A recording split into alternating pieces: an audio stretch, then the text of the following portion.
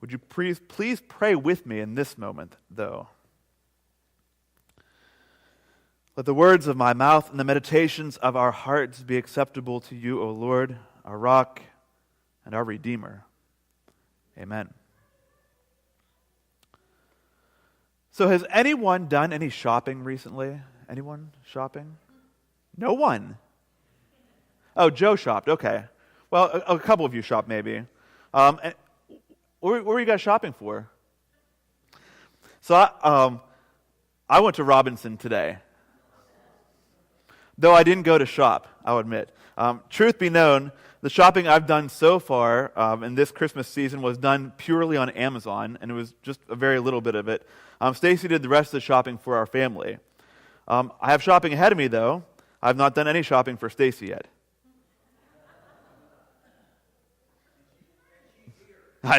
She heard that one, yep. I'm actually being serious. Now, today I went to Robinson not to shop, but I went for nostalgic reasons. When I was growing up, every Christmas Eve, this 24th of December, my dad and my brother and myself would go shopping for my mom. Up until that point, every year, we hadn't bought her anything. Nothing. And let me say, first of all, that there is some wisdom behind this kind of shopping. This wasn't just laziness or unpreparedness. Like, for example, when you see something at the store that you're interested in, you just got to buy it. There's no messing around. You don't check out multiple places. We didn't have phones back then that had Amazon for comparative shopping on our phone either. And so by the 24th of December, as you know, the stock is low, right? If you pass up on that thing, chances are the other last-minute shoppers, like ourselves, are going to scarf that up and you'll be able to buy it. Plus, that small stock kind of thing, that's a good deal too, because you don't have to mull over a ton of different choices. You just buy whatever's in your price range. See, it's really smart thinking.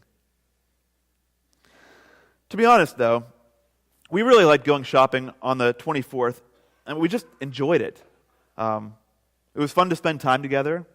The three of us always made a point to eat at the same pizza place in the Indiana Mall every year. Good old Capri Pizza. Though the amount of pizza we had to buy every year increased as my brother and I got a little older. But one of the things that we enjoyed most, shopping on December 24th, on Christmas Eve, is, of course, the people. The people that you're out there shoulder to shoulder with. As we walked around and shopped, we made a point. We made it our mission to look at every single person in the eye and genuinely receive them in their humanity, especially those working. Because for many of them, it was quite a shocker that anybody looked at them. Because people are crazy on Christmas Eve. And so today I went to Robinson to check out this nostalgia of my childhood, this scene that I had in my mind from way back then. The roads are crazy indeed on these days, this day before Christmas. I don't know if you've noticed this. In fact, it might be all of you, to be honest. But people are terrifying when they get behind the wheels of their cars. I found there are two types of drivers. There are the just purely aggressive drivers. These are the ones that don't stop at stop signs or yellow lights, often using the sidewalks to pass cars as they're turning. Don't allow any space between their car and the car in front of them so no one can squeeze in there. And then secondly, there's the passive-aggressive drivers. They're the ones that pull up to the stop signs, and then they wait until they have allotted a certain amount of cars to go through it before they go through. Like, you know you pulled up there second after them, you're like, go. And then you're always worried that you're going to pull through and you misconstrued their communication, and they're going to ram you in the side of your car. Much more fascinating than people driving is watching people walking around. As opposed to the mission-oriented trips I remembered from my childhood, today I just watched people. I thought about their lives as they went past me. For whom was Christmas a difficult time of year? Why so difficult for that person? Who won't have dear parents and grandparents around the dinner table this year? Who won't have children around the table this year because they're in the military or other places? Whose family traditions have to be different this year, and that's difficult?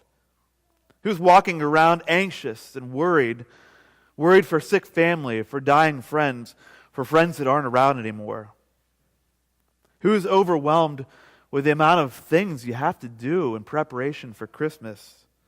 Baking dozens and dozens of cookies, making food, hosting family and friends for days, if not weeks, buying all the necessary gifts for everybody in your life.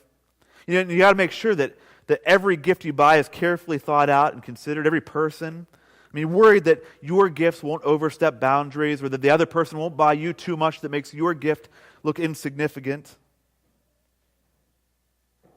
All the while, there's so little time, right?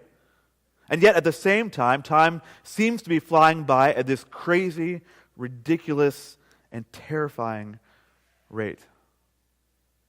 I don't know about you, dear friends, but that is my reality. I was right there with those people that I saw walking past me today, feeling many of those same emotions. Sometimes, not all the time, but definitely sometimes, I feel like my life is on the edge, waiting for the next shoe to drop, waiting for the next thing to happen, wondering what's next.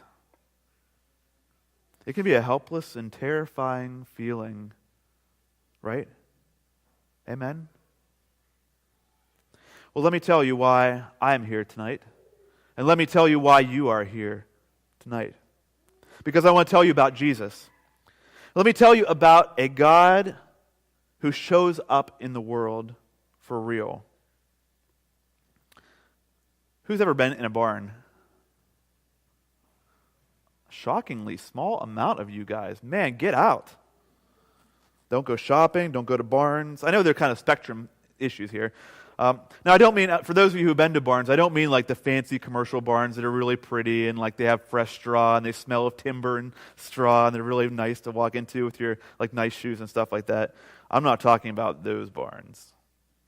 That's not what barns are really like for those of you who've been there. Have you ever been in an active barn, like a live, in-use kind of barn? Barns stink. I mean, they literally reek. Oh, man. I grew up around pig farms. Pig farms are the worst. When the wind was right at our house, we could smell the pig farms that were miles away. The smell of pig feces is this sharp, acrid, biting kind of smell. It's a stench. Barns stink because animals poop in them. That might be a surprise to some of you, but that's what actually happens in barns. Animals drool in barns. Animals urinate in barns. They leave their baby horses and cows in them. They have them. They birth them there. They bleed in barns from time to time, and from time to time, animals die in barns. Barns are homes to cute little cows and sheep, but barns are also homes to mice, rats, and other rodents. When my dad was little, they raised chickens in the barn. And by the time I came around, the chickens were gone, but the barn wasn't. The old, disgusting barn was still there, still full of decades of old chicken droppings, as were spiders and spider webs, termites, cockroaches. We had special barn shoes at our house. If you were going down to the barn, you had to put on your barn shoes because you were not allowed back near the house with your barn shoes on. You'd take them off outside. And you know where God shows up? Where God is birthed? In a barn. That kind of barn. Jesus is born actually in a feeding trough. Now, do not be desensitized from this story. Do not make the mistake of imagining that stable on that Christmas night so long ago and that manger as some sort of hypoallergenic nest of nice clothes and fresh straw. It was not. This is not the place of cute little donkeys and baby sheep gazing longingly at a new little 10-month-old baby lying in the manger. Jesus is born in filth, in the muck of an unprepared and disgusting barn. The stench of animal waste in everybody's nostrils, mold, fungus, rot. And God shows up in the loud sounds of animals who are not quiet if you've been in a barn. You know sheep are not quiet. Cows, not quiet. God shows up in the afterthought. God shows up in the labor pains and the hurt of humanity when we deliver babies. God shows up in one of the most offensive places that we can imagine a brand new baby existing. Born into circumstances that most of us would not wish our enemies endured.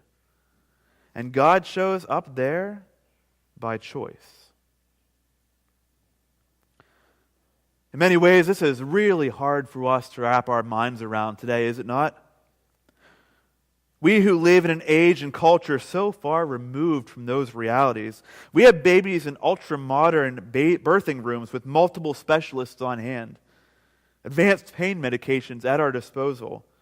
We have climate-controlled houses to take our babies home to. We have any temperature water we want at our fingertips coming out of our faucets.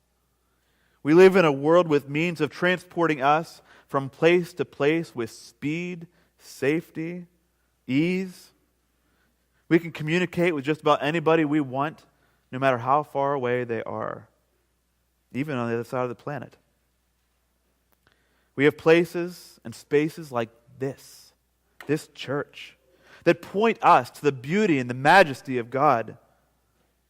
And all of that is very, very, very far removed from a screaming baby in a disgusting feeding trough in a sludged-up barn. But that's the beauty. And that is beauty. While we live here in the first world, we still know hurt. We know anxiety. We know death and loss. We know the mess and the sludge and the pain and the filth and the fear and the helplessness and the uncertainty of life. And so does God, because that's where God shows up, breaking into our world. In Matthew's fantastic gospel, he uses the word for Jesus, Immanuel. Literally, Immanuel means God is with us. God doesn't remain in some alternate dwelling place. God isn't up there and we're down here. God isn't just beyond our grasp, beyond our reach. God is with us. I mean, think of that story of Jesus, that birth story. Jesus shows up in the worst of the world. Not some fancy palace, not some warm first century cottage fireside. God shows up in the mess that we live in. And then Jesus continues to show up in the mess. Chapter after chapter in Matthew's gospel, Luke's gospel, Matthew's gospel, Mark's gospel. Chapter after chapter of Jesus showing up in people's messes, in the midst of people's garbage, and existing with them. He doesn't shy away from it. He sits with them. He laughs with them. He cries with them. He heals them. He forgives them. He loves them. God is with us now. God has shown up. God shows up in the easy places to see, like this moment. God's going to show up in just a few minutes as we take part in the good gift, the Eucharist. But God also shows up in our messes. God shows up in our filth. God shows up when we are at our worst. So today I ate lunch at Panera Bread. Don't worry, I got pizza, fulfilling the tradition. Sitting next to me at Panera was this big family. And I don't know if they were related family, like blood family. It didn't really matter. They were family. A couple of sets of adults were there, a bunch of kids, most of them under 10 years old, little toddler. They laughed. They talked. They played. They opened presents. The bigger kids kind of played with the little toddler, all excited every time they'd smile or she'd smile.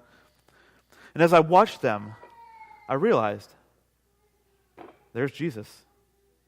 They are Jesus. That family is Jesus.